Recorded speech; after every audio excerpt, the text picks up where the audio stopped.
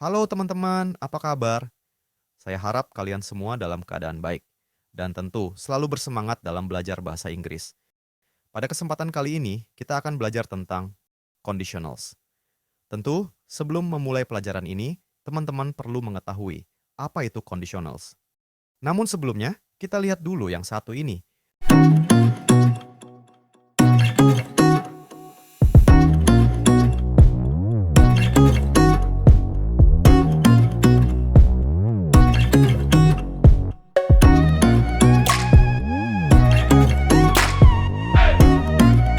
Halo teman-teman, welcome to Sang Master Use Channel. Mari kita mulai. Oke, kita bertanya lagi apa itu conditionals. Conditionals dalam bahasa Inggris digunakan untuk menunjukkan hubungan sebab akibat antara dua pernyataan atau dua klausa. Nah, teman-teman perlu ketahui bahwa conditionals itu ada 4, yakni zero conditional, first conditional, second conditional, dan third conditional. Apakah teman-teman sudah tidak sabar untuk mempelajarinya? Yuk, kita lihat satu demi satu. Let's go!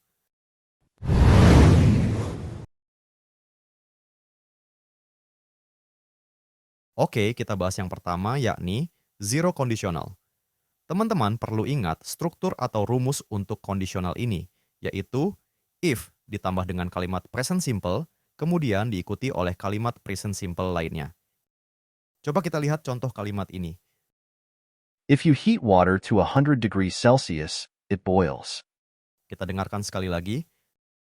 If you heat water to 100 degrees Celsius, it boils. Perhatikan kalimatnya. If you heat water to 100 degrees Celsius adalah struktur atau rumus dari if ditambah dengan present simple. Sementara it boils adalah juga present simple. Agar lebih jelas, coba kita lihat lagi contoh lainnya. If you mix red and blue, you get purple. Kita dengarkan sekali lagi. If you mix red and blue, you get purple. Kalimat if you mix red and blue adalah kalimat if yang ditambah dengan present simple. Sementara kalimat you get purple adalah juga kalimat present simple. Sekali lagi, jika kedua kalimat ini digabung, maka jadilah ia sebagai zero conditional. Agar teman-teman bertambah jelas, saya akan berikan lagi beberapa contoh kalimat zero conditional. If you drop an object, it falls to the ground. Kita dengarkan sekali lagi. If you drop an object, it falls to the ground. Coba kita lihat contoh kalimat lainnya. If you freeze water, it turns into ice. Kita dengarkan sekali lagi. If you freeze water, it turns into ice. Saya akan tambahkan satu contoh kalimat lagi. If you add sugar to tea, it becomes sweet. Kita dengarkan sekali lagi. If you add sugar to tea, it becomes sweet.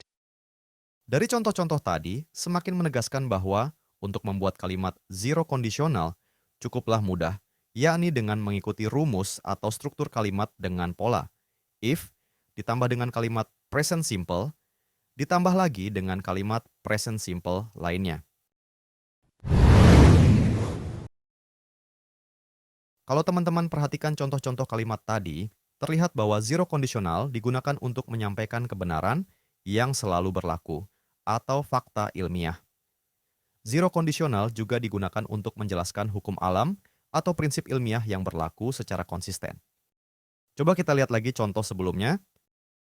If you mix red and blue, you get purple.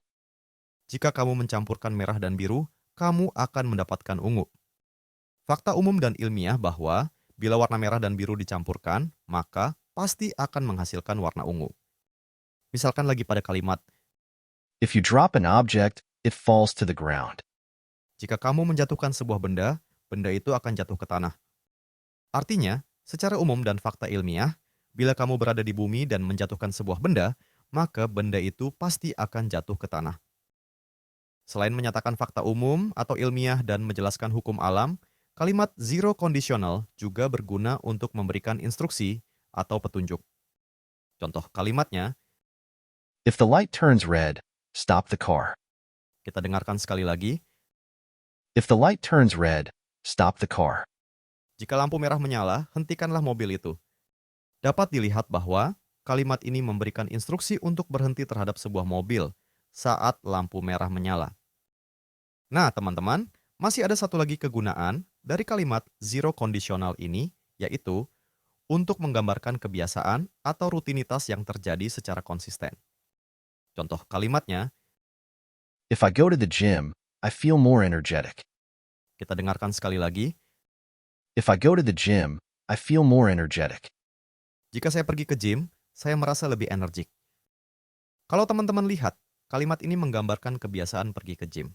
Dan kebiasaan ini dilakukan secara konsisten.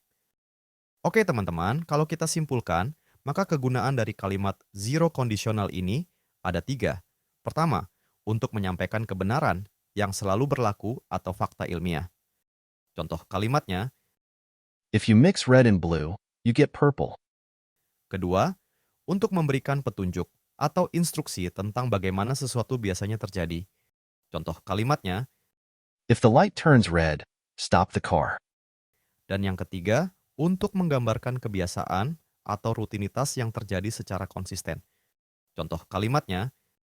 If I go to the gym, I feel more energetic. Oke, teman-teman. Untuk pembahasan zero conditional, saya cukupkan sampai di sini dulu. Sementara pada video selanjutnya akan dibahas kalimat kondisional lainnya. Bila teman-teman mempunyai pertanyaan tentang topik kita hari ini, silahkan ditulis dan ditanyakan pada kolom komentar.